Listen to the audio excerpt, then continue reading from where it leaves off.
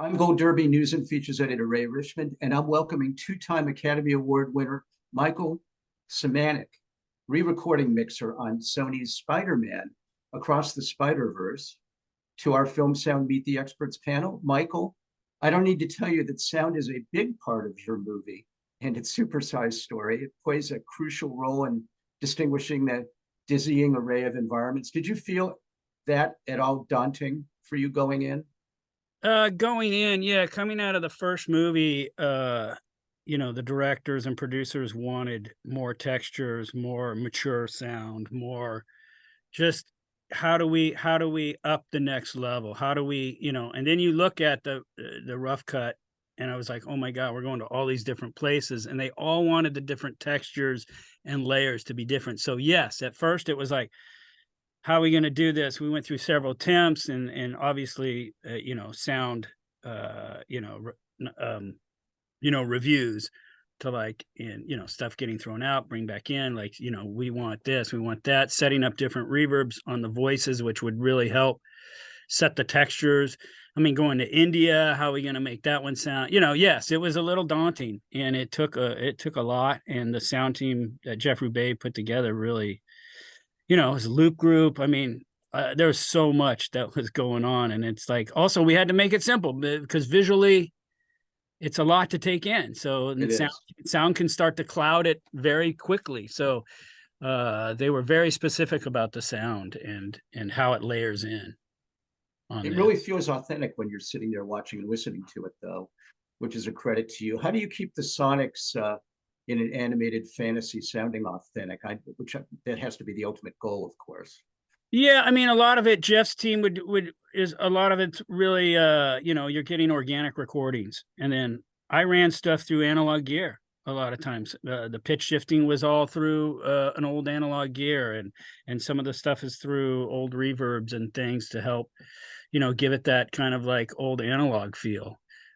Old or just an analog feel, not really, but to make it authentic because it is like, it's all made up. You have to build everything from the ground up. There's no and stuff is in the future and like it was like, what's it going to sound like? And sometimes you're trying to create things and you look back in history and Jeff's team is finding things and finding recordings, and then we're just, trying to make those fit in textures and layers.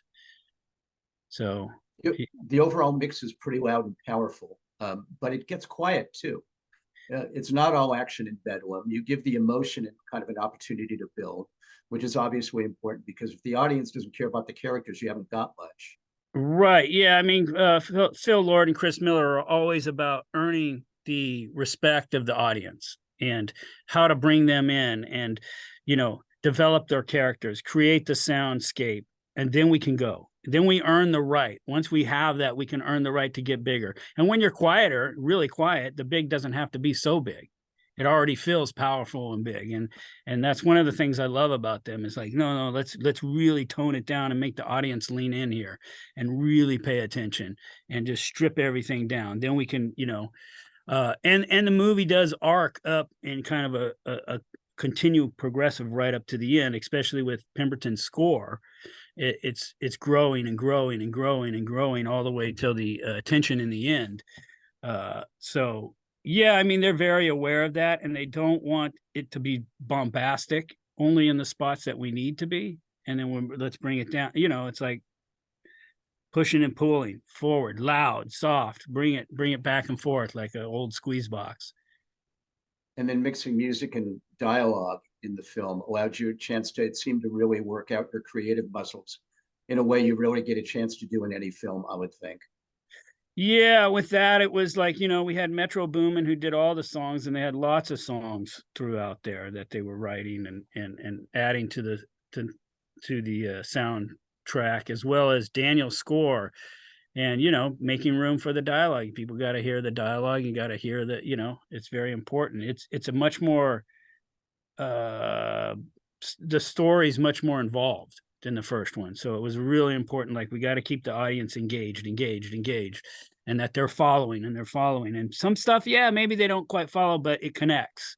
And we need to make sure that connection doesn't get lost. And so, yeah, keeping that those things. It was a lot of fun to mix the Metro Boomin stuff, for sure, all the songs, and I just had kind of free reign with that, and the James Blake song, and being able to use the whole Atmos room and spin it around when he's got his headphones on was so fun to just like have all the elements and just like really have it, play around and really envelope the theater. Was a lot of fun to do.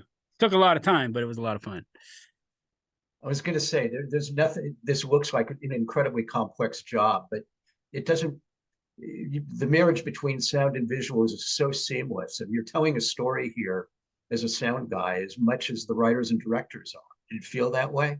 Yeah, for sure, without a doubt. And again, the directors and producers are very aware of that, and it plays such a crucial point because when you start, I think it is with any of them, you start looking at rough cuts and there's no sound and anything. It's just, you're just like, wow, what's taking so long? Why is this moving so slow? But then you start putting sound in and leading the audience with it and stuff, it just all of a sudden it starts moving really fast. And so yeah, it's a huge part of the as you say, it's a huge part of the storytelling. If you get to choose a favorite moment, Michael, in the film that features your re-recording handiwork, what would it be?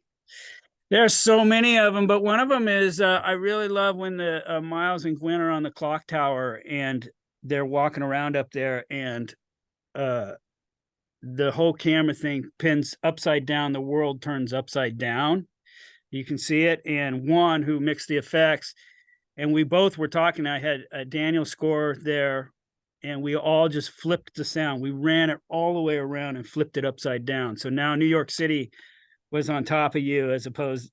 So that was a fun little moment. Did people hear it or not? I hope so. In an Atmos room or even in a 5 and 7.1, you should be able to hear that movement of the whole room just turning upside down. That was a great moment. Like I said, the moment when he puts his headphones on with the Blake scene, I really like the way the music comes in and builds and moves around the room and then comes right back down when Gwen shows up.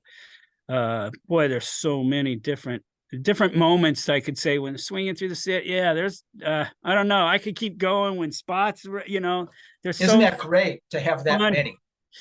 Yeah, it was a lot of work. We spent a lot of hours mixing that movie, and I give it to Sony and Sony Animation for giving us the budget to do that. I mean, we just kept mixing and they were perfecting and let's make this, let's try this, let's that reverb's not quite right on the voice, we want to change the texture there, can you make it a little bit better here, or they were pushing your creative juices, and for me that's a lot of fun. There was never any they weren't putting you down for they were just like, how can we make it better, can we strive to, can we beat what we've got? And sometimes we couldn't beat what we had, and we had to dial it back, go back. And so that was a lot of fun, but it was like every scene, every new thing was, we're building this again and we're building, so it was a lot of fun to do, a lot of hours, and it really created a great team effort by the entire sound crew and directors and producers. We unfortunately have to stop there. Michael Semanick. Michael Semanick, colorful man that you are. Good luck to you this coming awards season. Spider-Man Across the Spider-Verse is streaming over Netflix and on demand over numerous platforms. Thanks for joining us at Gold Derby. Excuse me.